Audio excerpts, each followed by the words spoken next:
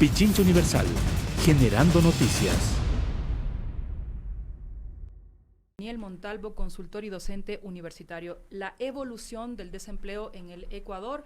A junio de 2019 la tasa de desempleo en el Ecuador se ubicó en 4.4%, y esto siendo austeros, porque la de subempleo está en 20.3% y la de empleo adecuado en 37.9%. A ver, seamos un poquito más agudos en esta lectura. Si es que solamente el 37.9% de las personas tienen un empleo adecuado, el 60% no lo tienen. Y ese es el dato. Bienvenido. Gracias, muy amable.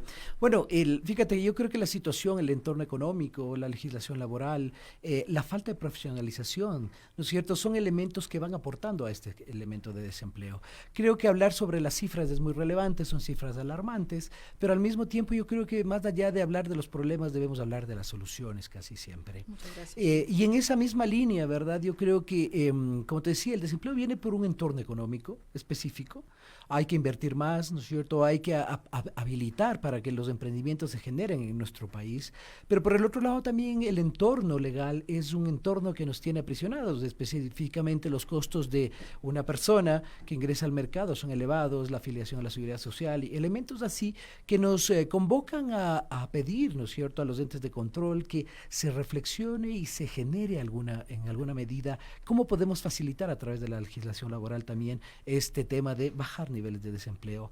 Pero por el otro lado también lo que te decía, ¿verdad?, creo que es súper importante recordar que los profesionales, una vez que nos hemos graduado de las universidades, de los posgrados, es súper importante que no nos podemos mantener desactualizados, ¿sí? El ritmo, la economía digital nos lleva a una velocidad de conocimiento, de evolución de las cosas, en las cuales si no te encuentras actualizado permanentemente, te vas quedando. Entonces, no solamente viene por un lado de que no existe empleo, sino por el otro lado de que no tenemos los profesionales suficientemente formados para conectar en la necesidad de un empleo que va bajando, pero que necesitamos unos perfiles. Interpelemos esa idea. Ajá. Solo en el Distrito Metropolitano de Quito, la cifra que yo tenía por conocimiento de algún tema de campaña electoral era 20.000 profesionales que no estaban desarrollando su profesión. Entonces, ¿es una cuestión de falta de profesionales o de profesionales que necesita la economía del Ecuador?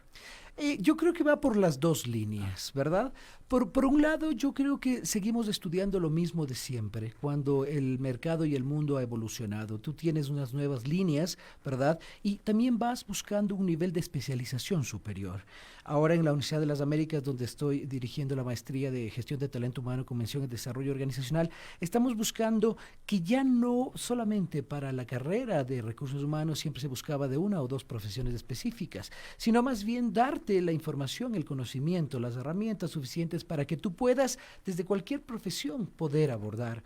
Por el otro lado, fíjate, es súper interesante, ¿no? Antes nosotros hablábamos que decían que el matrimonio era para toda la vida, ¿verdad? ¿Por qué? Porque la gente vivía hasta los 33, 34 años. Ahora, claro, por eso se lo decía así, pero ahora la vida... Tres vidas. Claro, hay tres vidas. Entonces llegas a cierta edad en la cual debes seguramente buscar una segunda profesión, especializarte en algo más para poder llegar a esta expectativa de vida que en el Ecuador está en los 74 años de acuerdo a los estudios actuariales. Ya, Daniel, pero justamente no es lo contrario, no es que en estos años ha venido a hipercalificarse la mano de obra y que no encuentran, por ejemplo, magísteres, PhDs, becarios regresados, trabajo para ese nivel de formación. Y claro, lo que pasa es que fíjate, yo creo que mucha de la gente que salió del país para estudiar algo muy, muy específico, tú vuelves y encuentras un mercado en el cual no se da una inversión, en el cual no generas puestos de trabajo, porque yo creo que estuvimos un poquito equivocados. En lugar de estar buscando acuerdos con Tesla o lo que fuese, deberíamos dedicarnos a buscar ingenieros agrónomos que nos ayuden a mejorar la producción de campo, donde nosotros somos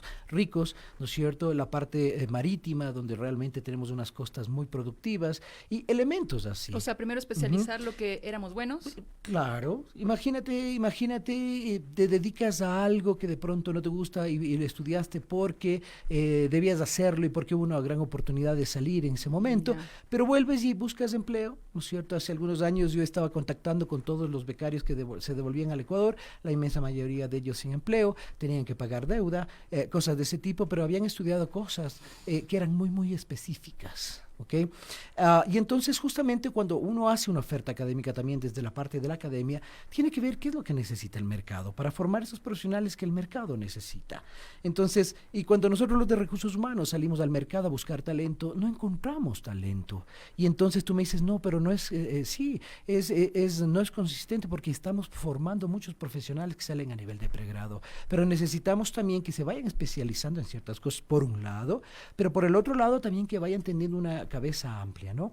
Un poco es lo que nosotros buscamos en esta maestría que te mencionaba, es profesionalizar a la gente que está dedicada al tema de recursos humanos, que tenga la capacidad de atraer, de desarrollar, de retener, ¿no es cierto? Si bien ese término no me gusta, no es cierto, el de retener, sino más bien motivar a que la gente venga a las organizaciones y ¿no es cierto?, sea muy productiva. Ya, eso del headhunter.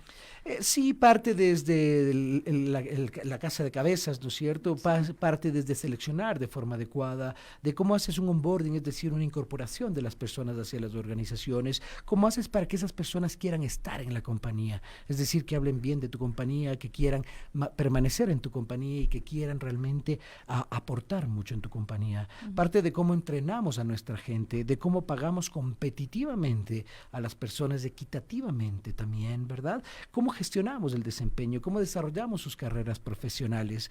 Pues todos estos elementos que suenan muy bonitos, tenemos que aterrizarlos, tenemos que estructurarlos en un programa académico y darles herramientas, obviamente el conocimiento y las herramientas para que la gente salga a gestionar a las personas, que creo que es también un elemento muy importante, ¿no? Ya. Daniel, ¿nos recuerda su expertise? Sí, fíjate, yo ya voy 28 años en el mercado profesional ecuatoriano, arranqué con una de las firmas más importantes del mundo en temas de las Big Four, ¿no es cierto? Y vengo trabajando ya muchos años en un grupo empresarial muy grande. ¿Qué son las Big Four? Las Big Four, las ¿Qué? grandes 4 auditoras del mundo, ¿Ya? ¿no es cierto? Trabajé con Pricewaterhouse, correcto. Y bueno, y fíjate, en el decurrir de estos 28 años he ido viendo cómo evoluciona la gestión de las personas. Hoy por hoy tenemos 5 generaciones trabajando en las compañías, los baby boomers, la generación X, los tradicionales, los millennials famosos, ¿no es cierto? Y hay una que se llama tradicional. Claro, son los muy tradicionales, de los más antiguitos. ¿Antes de los baby boomers o luego? Luego de los baby boomers, ya, ¿no es cierto? O sea, nacidos en los años 60, 70. Bastante más abajo, bastante más abajo. Ya. ¿Sí? Son más viejitos. Y todavía están incorporados en algunos de los casos. Es súper, claro, no, en la vida profesional, porque fíjate, ese es otro tema, ¿no? Cuando salimos a buscar talento desde recursos humanos, entonces hemos recontratado muchas personas que se han jubilado. ¿Y por qué? Porque encuentras que la formación se fue a otras líneas y entonces no aprendes a hacer muchas cosas y te toca recontratar gente que ya se había retirado para que sea también transmisor, mentor, ¿no es cierto?, de esto. Y un poco todas estas cosas que te menciono, la idea es entrenar a los nuevos profesionales de recursos humanos, ¿no es cierto?, que tengan esa claridad. Muchas veces se califica por edades o cosas de ese tipo, yo creo que va bastante más allá. Lo que buscamos es el conocimiento, pero específicamente las competencias, es decir, las conductas, los comportamientos intrínsecos relativamente estables que tienen los mejores. Eso es lo que buscamos. Oiga, entonces vamos a aprovechar su formación y su experiencia para consultarle algo que le dé una guía a las pymes, por ejemplo, que usted sabe manejan más del 90% de la economía en el país. ¿Cómo acercarse a una buena captación del talento humano? Porque normalmente lo que uno tiene a la mano, el amigo, el fulanito, el no sé qué, le incorporo en la planta de trabajadores y no me responde bien, o sí me responde bien, pero no hay como un criterio de selección un poco más riguroso. Fíjate, es súper importante. En el año 1973, David McClellan, psicólogo de la Universidad de Harvard, creador del concepto de competencias, ¿verdad? Se dio cuenta que definitivamente la tradición, como habíamos hecho la selección, solamente basado en un perfil de conocimiento y experiencia, no era el diferenciador de éxito. Años más tarde, Gallup, a través de 2 investigadores durante 20 años investigando, encuentra que los ejecutivos más exitosos no venían de solamente la formación dura, que era necesaria la formación académica, ¿verdad? Pero que definitivamente la parte conductual era el gran diferenciador. Cuando nosotros hemos evolucionado en la gestión de personas, de talento humano, tú sigues encontrando que exclusivamente los anuncios dicen tal formación, tal experiencia, tal conocimiento específico, y realmente no estás enfocado en la parte diferenciadora palabra que son las conductas, La actitud. la actitud, ¿no es cierto? Aptitud, lo que La ya hemos actitud visto. es la formación, lo que Sí. da el currículum. Tal cual. Pero ¿cómo detecta la actitud? La actitud, los comportamientos intrínsecos, ¿no es cierto? El comportamiento inmediato pasado predice comportamiento inmediato futuro. ¿Ya Como pruebas? no son pruebas, va más allá de los elementos de la psicología que nos ayudan mucho, pero que Ya. definitivamente no son predictivos, ¿verdad? La entrevista. La entrevista, una entrevista a profundidad, se la conoce como la entrevista de cientes críticos, ¿verdad? Y esta entrevista lo que hace es un poco que me cuentes tu inmediato pasado para un poco predecir tu inmediato futuro desde el punto de vista conductual. Ya, pero preguntas capciosas. No son preguntas. Fíjate, normalmente sería? también venimos de una teoría de psicología que dice acción-reacción, ¿verdad? Te doy un reactivo psicológico y tú ante eso reaccionaste, obviamente. Lo que hacemos a través de una entrevista es una exploración, una investigación, ¿verdad? Que es algo diferente. Y eso, a través de eso, son preguntas abiertas en las cuales tú empiezas a conversar y empiezas a entender. ¿No se puede equivocar el...? Bueno, no hay nada predictivo al 100%, la conducta humana está en función de las personas, el comportamiento está en función de las personas y de la situación. Pero siempre es un buen filtro. Es el mejor filtro, tiene un nivel de asertividad de 0.62 sobre 1, es decir, hay un 38% de riesgo, ¿verdad? Luego de eso está el Assessment Center, un centro de evaluación, que son muchos observadores, muchas personas. Entonces, fíjate que eso es lo más alto que existe. Entonces, en la medida que tú estructuras procesos de selección con filtros, con otros elementos, vas a tener un mejor nivel de asertividad, pero no hay nada que tenga una bola mágica en la cual de vas a detección. descubrir. Un poco eso es lo que debemos enseñar a los profesionales de recursos Y cuando humanos. uno ha encontrado un magnífico trabajador, Sí. tiene que tratarlo bien. Claro. Entonces, justo lo que te decía, lo seleccionaste de forma adecuada, pero luego debes incorporarlo a la compañía. Ya. Y luego debes hacer que esa persona quiera quedarse.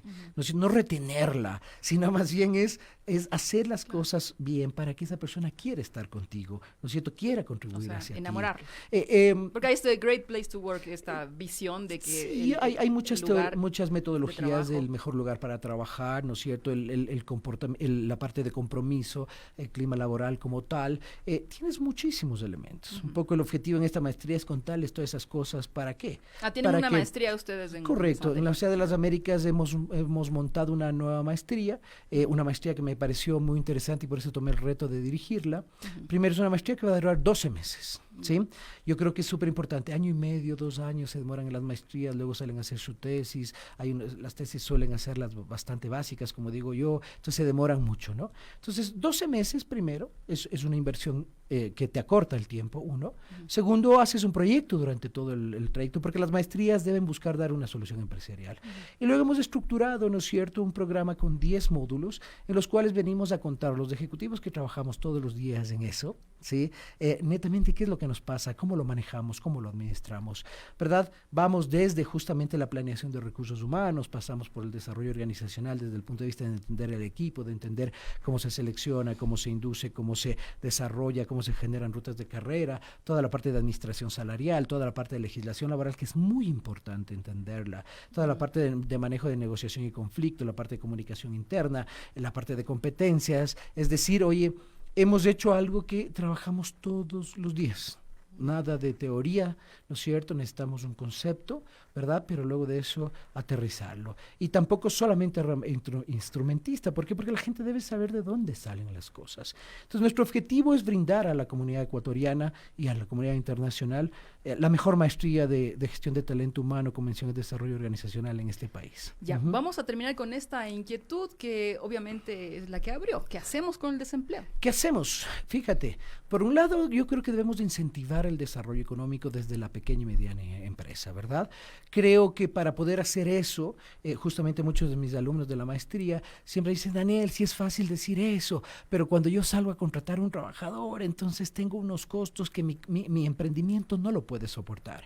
¿Cómo generamos un cambio en la legislación laboral? Entonces, ¿verdad? ¿está de acuerdo con la reforma laboral en los parámetros en los que se está planteando? Yo estoy de acuerdo en la reforma, creo que falta mucho parámetro, muchísimos parámetros.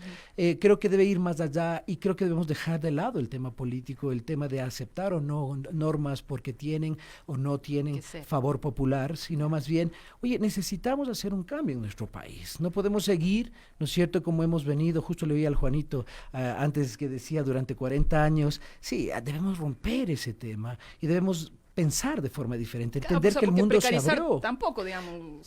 Lo que pasa es que había no es precarizar, estamos totalmente de acuerdo, sería absurdo que se lo diga, pero el punto es cómo flexibilizamos el tema laboral y cómo por el otro lado también preparamos los profesionales adecuados para que estén ocupando las plazas de empleo que requerimos, ¿no es cierto? Y ahí es donde desde la universidad debemos gestar un gran aporte a la sociedad. Y si hay algo que decir es que el debate pueda diversificarse y no se polarice tanto. Sí, yo creo que debemos buscar el bien común, no el bien de las partes, ¿no es cierto? No el bien de un enfoque político, de otro enfoque político, o si les cae bien o les cae mal. Yo creo que debemos buscar el bien común, y el bien común es que nos va a servir a nosotros como sociedad. Aunque los trabajadores creen que ahorita tenemos las de perder. Y los trabajadores creo que no se dan cuenta que si mantenemos el tema como está, estamos perdiendo todos los días, porque nos restringe a las compañías el dar más empleo, porque nos restringe, ¿no es cierto?, a los profesionales encontrar nuevos empleos, y entonces los jugadores de esta ecuación, que es el empleador y el trabajador, finalmente no estamos sumando, sino estamos parados. Entonces hay que cambiar esa forma de pensamiento en nuestro país. Pichincha Universal. Aquí se escuchan bien las noticias.